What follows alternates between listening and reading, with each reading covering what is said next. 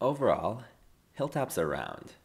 So if you see a hilltop, it might look something like this, and then it might slope down into the sides. And it could be that at each of the sides of the hill, there's going to be something over here like a little river valley with a river that is cutting down here, and we're going to have this E dot here, which is going to be erosion rate.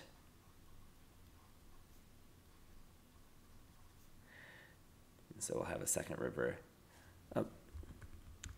Make that line vertical-ish. Second river cutting down over here. River, river, hill. So we have a high hill between two rivers, and what I want to do is try to answer the fairly straightforward observation of why are hilltops round. And as a matter of fact, I'm going to answer it by showing that hilltops are not just round, they're parabolic.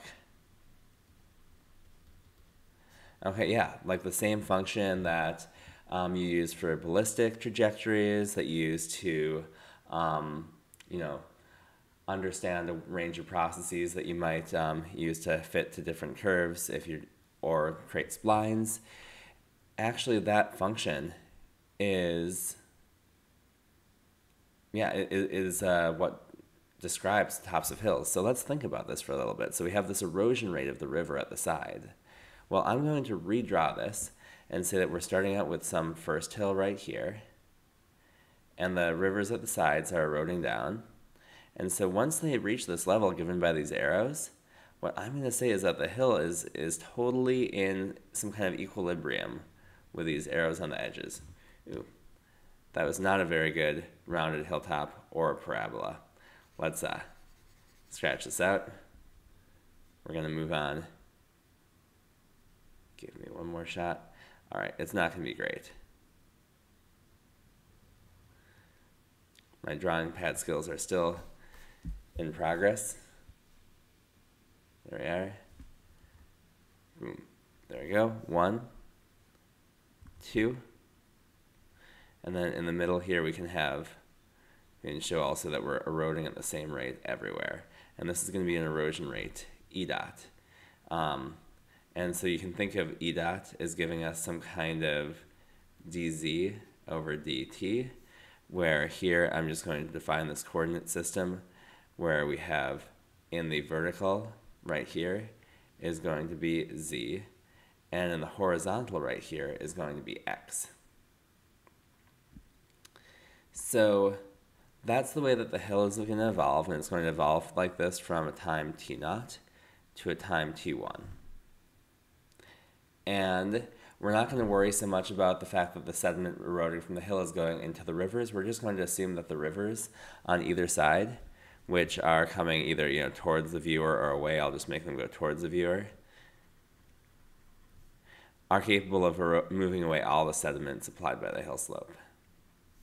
So we just have these two rivers which are essentially setting a boundary condition on the hill slope, and they're setting a constant elevation boundary condition, and so that's something that we call a Dirichlet boundary condition. So why are these hilltops parabolic? Well, let's put this together with our overall equation, right? So what we had for the hill slope diffusion equation was this expression that said dz over dt is equal to minus k sub m. So this is some sort of diffusivity related to motion of hill slope material, and specifically the mobile material.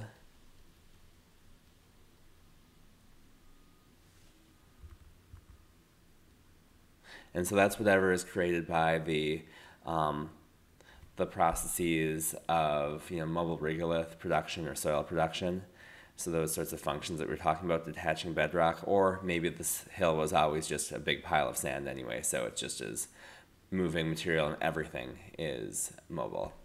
And so we have this k sub m, And then we have d squared z over dx squared.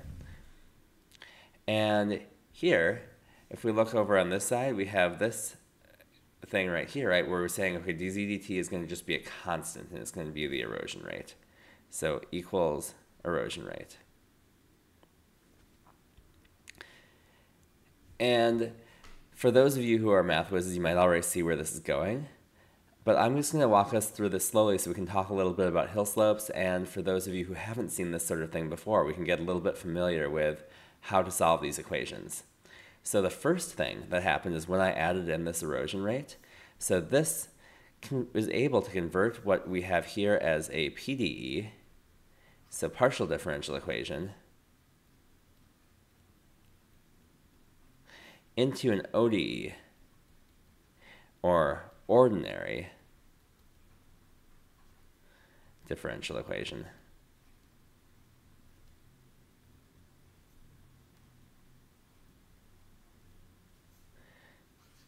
And so this ODE is just going to be that this erosion rate here, E dot, is equal to minus K sub m. And then we're going to make a change. So instead of having these curvy d's, we're just going to have straight normal d's. So d squared z over dx squared. And that's because by changing this time derivative into a constant, we're now only differentiating in one dimension. So we don't need to worry about the partial derivatives in multiple dimensions anymore. We just have this one sort of simple, straightforward way of doing this. And so the next steps are just going to be, how do we separate this equation out, and then how do we start to solve the shape of the hill, right? Because right now we have d squared z over dx squared, and if we remember, if we have z, that's just going to give us a position, or elevation. So that's an elevation in this case. If we have dz over dx, that's going to be slope. And that is generically slope of a line if you're ever doing, like, plotting y versus x in, a calculus class. But it also is literally the slope of the landscape. And that's one of the reasons why I think geomorphology is one of the best ways to kind of teach math and calculus, because you can visualize everything pretty easily, since it's the sort of thing that we see in everyday experience. And then if we have d squared z over dx squared, so slope is the rate of change in position over distance, so just rise over run. This is the rate of change of slope over distance, so this is going to be the curvature.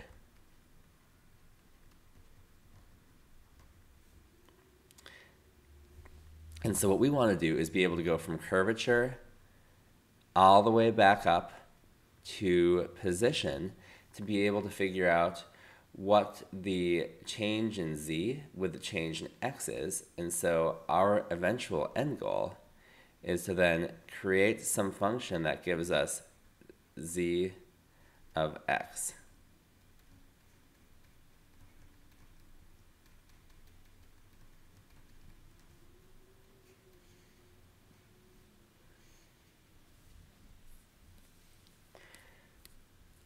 And so I'm going to take you through the steps that I would use to get to that. Starting off, we're just going to lump all of these derivative terms on one side and all of the other terms on the other. And so what I'll do here is say that there's some erosion rate. And we'll take this erosion rate and divide that by minus k sub m. And that is going to equal d squared z over dx squared. And during the solution, I'm going to need to write this erosion rate over k sub m quite a lot. So I'm just going to say that this equals another term called gamma, just for the sake of convenience.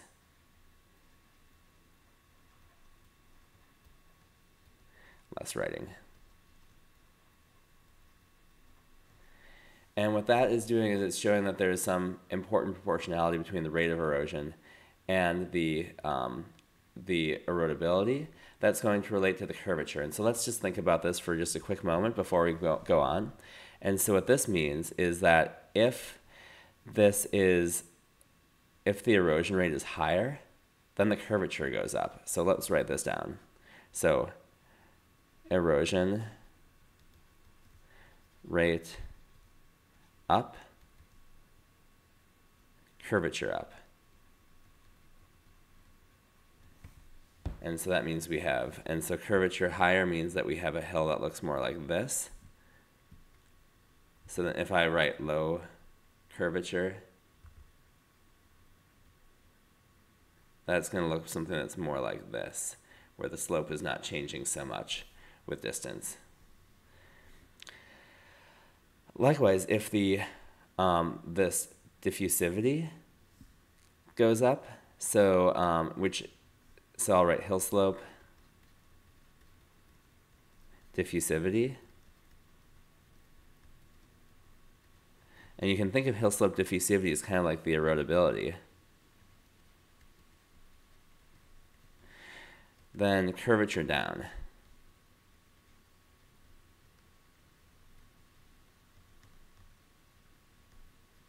Right, because this is in the denominator over here. So if this thing gets higher, then this value over here ends up getting smaller in order to make this equivalence work. And so what that means is that we have more curved hill slopes if they're difficult to erode and if the erosion rate is high. And that jives with what we were talking about when we were looking at pictures of hills earlier, where if there's rapid incision at the hill margins, or if the hill is just hard to erode, it will end up creating steeper cliffs on the side. And so you can imagine that, right? If you have a rapidly incising river canyon, you see big cliffs around the valley. And if you have really hard to erode bedrock, even if the landscape is eroding slowly, you might still be able to achieve those cliffs. Whereas if the landscape is very, very weak and all this kind of shaly bedrock or loose sediment just sort of melts away, it would take a very, very rapid river incision rate to be able to create relief faster than the diffusing hill slopes are capable of kind of filling in that space and smoothing out the landscape. So from here, we're going to start solving this equation. And so I'm just going to rewrite this right here. So d squared z over dx squared is equal to gamma. And so the first thing that we want to do is take apart this equation in some way that lets us do what we call separation of variables.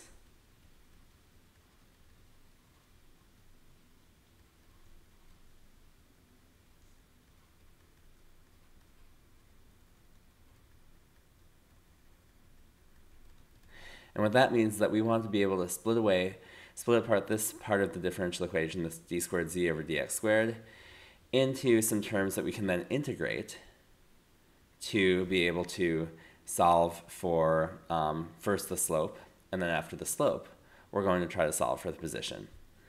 I'm going to add a page in right here. Perfect. Okay. Writing this once more. D squared z over dx squared equals gamma. So what's the first step that we take? So right here, it's not super clear what to do when you have this second derivative, but I'm just going to rewrite the second derivative as d over dx of dz dx. So we have a differential operator out here, and then we have this term on the inside. And from this, what we can do is we can see that we can actually bring this dx in the denominator over onto the left-hand side of the equation, or the right-hand side as the case may be. And so what I'm going to do then is say that dz over dx, we have this here, with this differential operator applied to it, is equal to gamma times this dx that I brought back over to the left-hand side, which is now on the right. And what I'm going to do is integrate both of these. And so these integrals are actually pretty trivial to do, right? So we have an integral of a differential operator. So these guys actually just cancel out. And then we have integral of gamma dx, which equals gamma x, and this is an indefinite integral, so there are no limits of integration, so we just have it plus some constant. I'll just call that constant c naught. So the new equation that we have then is dz over dx, so the slope is just equal to gamma x plus c naught. So one question we want to do is figure out how do we solve for c naught? How do we give it a real value? Well, let's see here. We have this parabolic hilltop, and at the special point here, right in the middle, dz over dx equals slope equals 0. So there's some point at which that slope is going to equal to 0, or be equal to 0. And we can call this point right here as you know, we can create whatever coordinate system we want. So we can call it something like x naught comma z naught, where this is going to be the x coordinate and the z coordinate of the hilltop. I'm gonna make a little mathematical trick though, just to make my life easier. What I'm just gonna do is say like that this is going to be my coordinate plane right here. And so I'm gonna have x naught be right under here, where x naught is going to then have to be 0. So that's going to be defined by the center of the hill. So x naught z naught equals 0 comma z naught. We could keep x naught in the equation and solve this whole thing, and we'd end up getting the same answer with a couple extra terms to deal with the shift of the coordinate axes. But my goal right here is to show you kind of the fundamental form of this equation, and therefore the form of the hilltops. And so I don't want to do that. I would rather just keep it simple. And so we're going to use this, the trick of being able to define our own coordinate system to then put this 0 term exactly the 0x value exactly where we want it, which is right here. So now if we enter that in, we have 0 is equal to gamma times 0 plus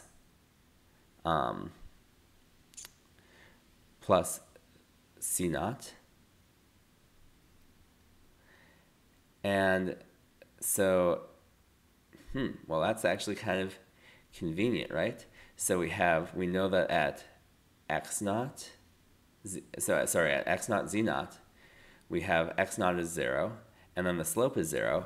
So we have 0 equals 0 plus c naught, and so therefore c naught must equal 0 in order to make that equation balance. Great. So now we know that the dz over dx is just equal to gamma.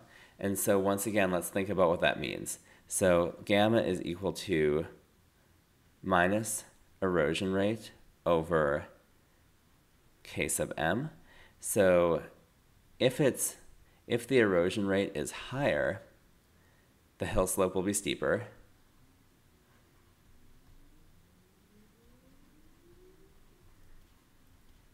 And if the erosion rate is, lower, it's going to be a gentler hill. That should be obvious. And then if the k sub m, if the hilltop or hill slope erodibility, the hill slope diffusivity is up, then we have a gentler hill slope.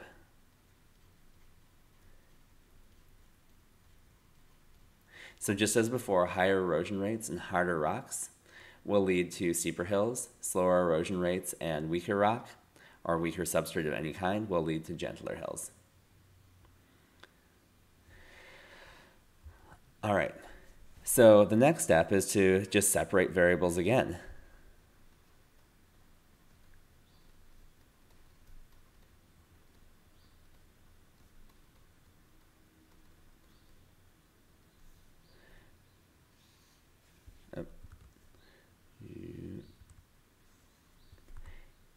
It's always hard to do this because this pad is at a bit of an angle to my hand, and so I have to figure out how do I actually draw. All right, good.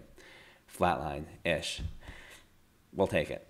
So right now I have dz dx equals gamma here, so I'm just going to say dz is equal to gamma dx, and this is going to give me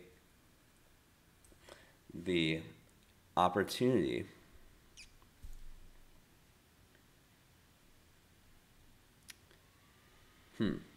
wait a minute here.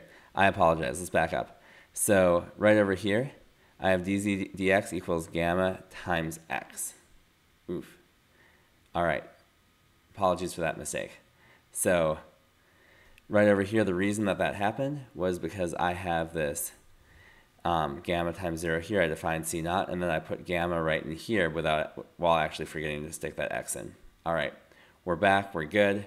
So dz dx is equal to gamma x dx. So we're going to forge on here. I might at some point decide to cut this video and create a fixed version of it. But as long as we're back, we've got this. So dz dx equals gamma x, so dz equals gamma x dx. We can then integrate over each of these.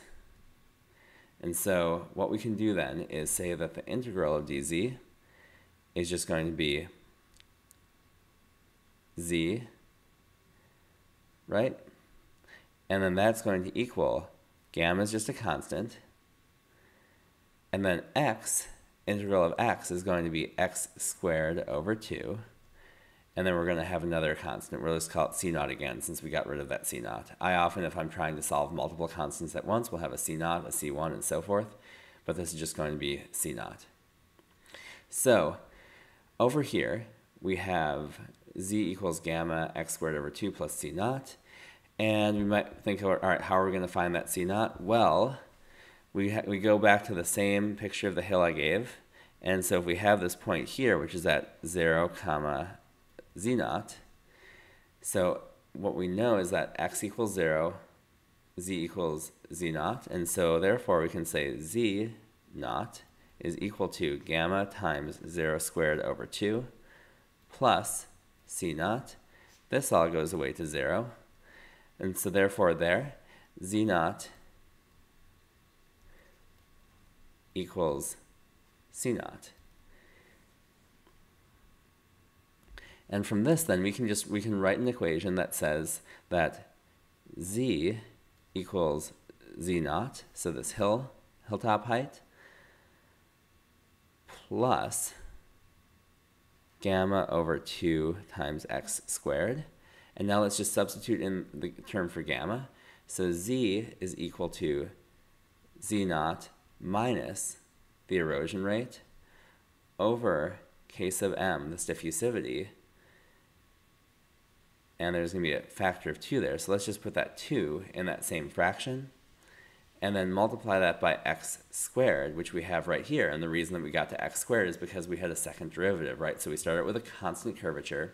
We then went to a slope that was increasing with some distance, and then after that, we ended up integrating that slope again and getting to our x squared. So constant, linearly proportional, quadratically proportional. And this right here is our equation for hilltop curvature.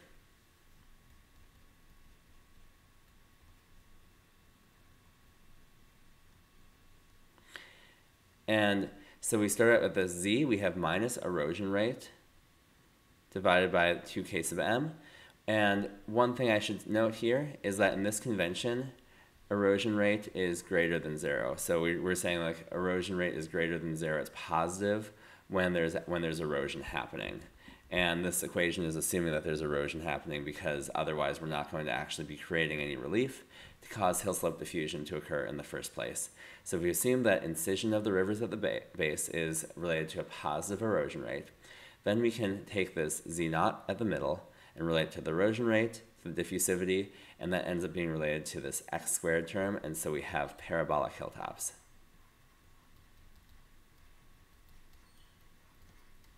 And so as a matter of fact then, the fact that we see round hilltops all over the landscape is really verification of the fact that the hill slope diffusion rule, which is based on assumptions of slope, of basically higher transport rates with greater slopes, so gradient proportional hill slope transport, regardless of the process, whether it's burrowing animals or freeze thaw or trees impacting the hill slopes by falling over and moving some soil, regardless of what the process is, we built this diffusional model. And this diffusional model actually, even though it's kind of process agnostic, does still capture this fundamental observation that hilltops are round and in fact parabolic.